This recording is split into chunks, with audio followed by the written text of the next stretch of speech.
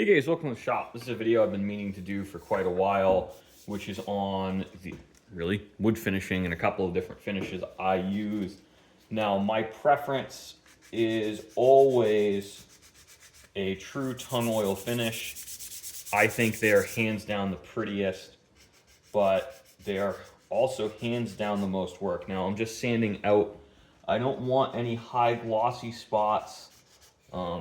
I actually like to fill the grain with polyurethane, and that's because I live in a wetter environment.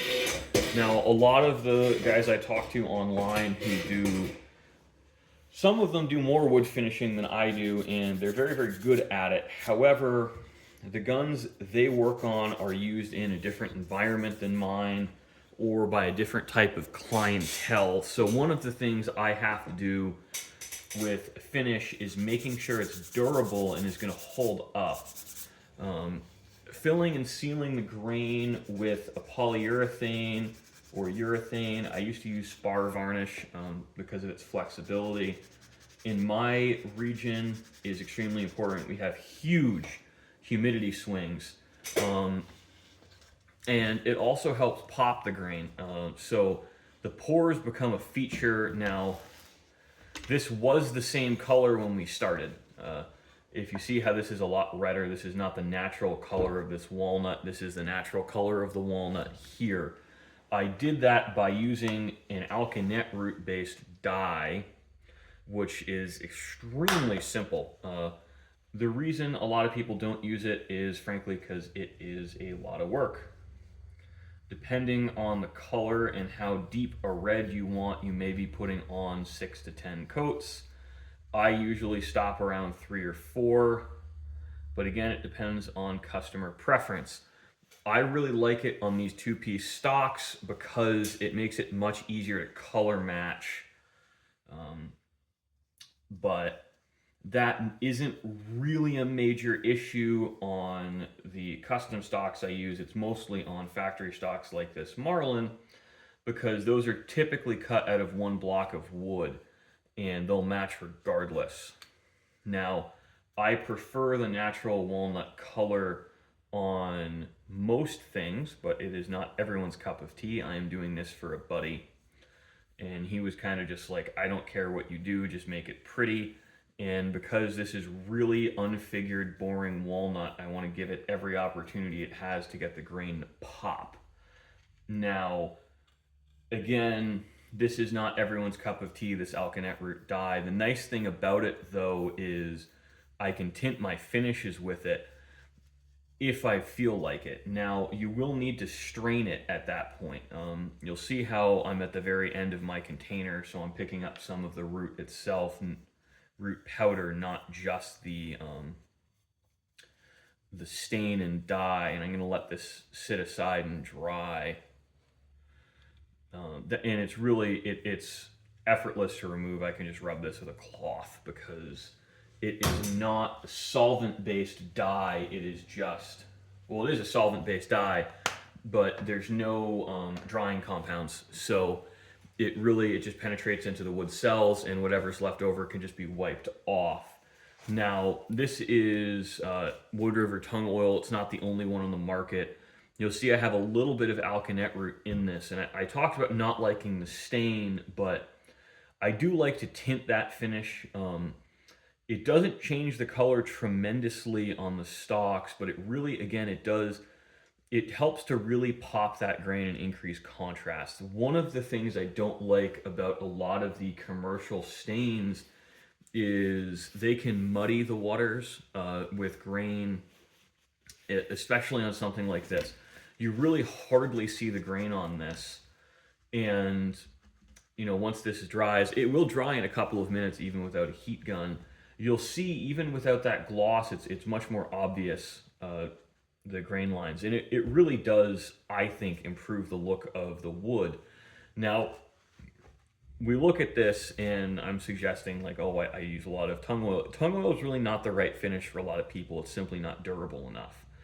Now, the compromise finish I use for a lot of people that have been satisfied with it is one of the urethane modified Danish oils. I'm not a huge fan of Birchwood Casey True Oil.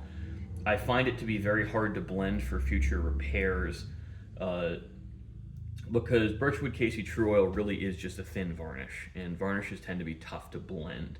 Now, I really like the Danish oils from all of the different companies. They work fairly well. Some are better than others. Um, I've used the Watco Danish oils. I've used Tried and True. The Watco is a little bit more durable, but the Tried and True tends to do a little bit better on popping grain. It's really a trade-off. And I like to seal the grain regardless of what finish I use with a really hard, durable finish that's also somewhat flexible. Now, this is the dried up polyurethane I use, and you'll see how it does flex quite a bit. And that's important. Now, the thing with gunstocks, and it's different than floors, is these guys see huge humidity swings, much more so than a house, especially on guys who go on week or two long hunting trips, which is somewhat common when you're in the custom gun business. And because of that, I don't know where they're going. They could be going to Africa, which has a higher humidity than here, or they could be going to the south, which has a higher humidity, or they could be going to the west, like Rocky Mountains. And you see how quickly this is dried, and we just buff, buff, buff, and all of the loose alkanet root is off.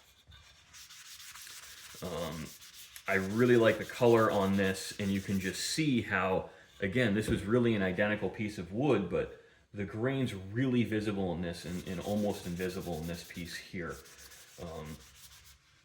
In all honesty, wood finishing is not terribly complex. It's just something that requires a little bit of attention. Really, the trick with it is your sanding, and a lot of that is just experience. There's no good ways to tell people because there's no surefire trick. A lot of this, when it's drippy, you have to use a block, but when I'm really just scuffing it between coats, I don't need to. And one of the things too is I don't like to fill the grain with rotten stone because I find it dulls my checkering tools, regardless of whether they're carbide. And dull checkering tools are very frustrating to use. And in the effort of not being frustrated, I'm very fond of using grain fillers that have a significant contrast. They help improve the color of the wood, but don't dull my tools. Now, a lot of the bowling pin kind of finishes you'll see on Remingtons, now they're very, very durable, but once they chip or scratch, you're done for. I really do have a preference for the types of finishes that are user maintainable. What I've found with the kind of guns I do is they really do tend to get shot a lot more than the average gun. So I prefer when I'm working on things to make sure that they're going to be, again, maintainable by the user, and we're not going to see issues at higher round counts, or if wear does occur, they can be repaired. Now, I don't, again, want to make any real hard, this is a great finish, this is a bad finish, because their chemistries change. Now, in New Hampshire, I can no longer buy turpentine because of VOC rules. So one of the things that's happening is I'm having to change a lot of my finishes. One of the reasons I've gone to the tung oil is because I can get such a beautiful finish with a really non-toxic option, and it really is quite durable when you seal the grain properly. It's not as durable as, again, like the bowling pin spray-on finishes, but because of the realities of my shop is they're not always the best option here, and they're not always the best option for the customers, because one of the things with those super spray-on finishes is they make my work look like a factory gun, and I don't want my work to look like a factory gun. I want it to be very obviously custom work. And I'm not a huge fan of the the Timberlux finishes. There's a lot of these kind of hype beast blends that are all basically variations on Danish oil once you read the MSDS. And yes, they're good finishes, but I'm not going to pay $30 or $40 for a little can this big when this is $20 and this will last me a couple of years. Because the other thing I found with once you start using metallic dryers, which I prefer to avoid here, tung oil in particular loses a lot of its elasticity, so does linseed oil. Um, when you read them, you have to be aware of if these dry too fast, they'll craze and crack. Now, that's usually not an issue in this shop, but regardless of the amount of dryers in there, I get a harder, more brittle finish. And harder is not always better. And the trade off is the softer finishes don't protect the wood from dents, but if you hit the wood and dent the wood, what will happen with them is the finish isn't disturbed and the wood underneath is still protected. Now, I stripped this particular gun because what had happened was there was damage to the finish back here and water had creeped up and it was starting to separate on the buttstock. Now, that's somewhat common on a lot of factory guns, especially ones that have been hunted or left in closets. You tend to see more water damage on the butt. I have a Remington 1100 in the shop. I'll probably take pictures and put on Instagram at some point when someone reminds me just talking about this. And that's one of the reasons I'm not a huge fan of those hard spray-on finishes. But the newer stuff, regardless of its toxicity, really does have very good adhesion. I am somewhat of a traditionalist and purist when it comes to wood finishing, and I have found that it's unbelievable how much more of the grain you can see with a true tung oil finish versus anything else. And the reason I use tung oil is it doesn't blacken or brown over time as linseed oil does. Linseed oil really does darken an absolutely massive amount over time due to oxidation, and it has absolutely no mildew resistance. Tung oil does. And out of all of the truly natural finishes that are non-toxic, and I wouldn't recommend drinking this stuff, but I don't wear gloves when I'm working with it if it hasn't been thinned with mineral spirits, is tung oil is really the most durable. The unfortunate thing about tung oils, it's something about the polymerization process. You're married to, you have to use a cobalt dryer, and I don't like to use cobalt dryers. So when it comes to wood finishing, I've chosen to have slower turnaround times and higher prices because by not using a cobalt dryer, we do get a slightly more durable finish in some ways. Again, guys, hardness is not the end all be all of a finish. And, the polymerized tung oil you can buy pre-boiled and thinned. I found that can have some of the same issues as the stuff mixed with cobalt dryers. And also a lot of people in my family have been doing wood and furniture refinishing for a long, long time, and so many of them have had cancer health effects due to the chemicals. I've chosen to switch to relatively non-toxic ones, and it also works out because that's what my customers prefer, that look. Um, and that's important to me. I don't want to be breathing this stuff day in and day out. Now, obviously, it's not always a choice, and yes, I do use modern finishes, but I'm going to use an organic vapor respirator, and I'm going to leave the shop ventilated while I leave and come back the next day. I tend to only put those on overnight and allow the fumes to dissipate for the next working day. Because a lot of these, while they say you can recoat in 12 hours, um, I really find giving them 24-hour dry times, at the very tail end of when the recoat times are acceptable. I don't have any curing or tack issues with them, which is something that I see a lot on rookie refinishes, is they'll stay tacky for potentially years. And when they get hot, you'll see things sweating out of them. Now, I'm not a huge fan of that.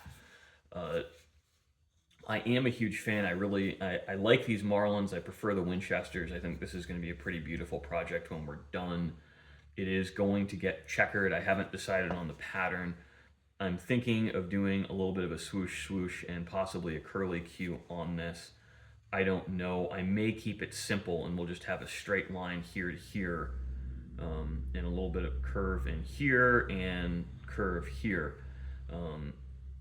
I don't know if it's going to be a borderless or possibly a mullered border up here. It's really hard to say because my buddy I'm doing this for did give me creative freedom. He just told me make it pretty, and I enjoy the open-ended projects like that, but you have to only do them for the right person. My friend is very understanding of this process, and really gets that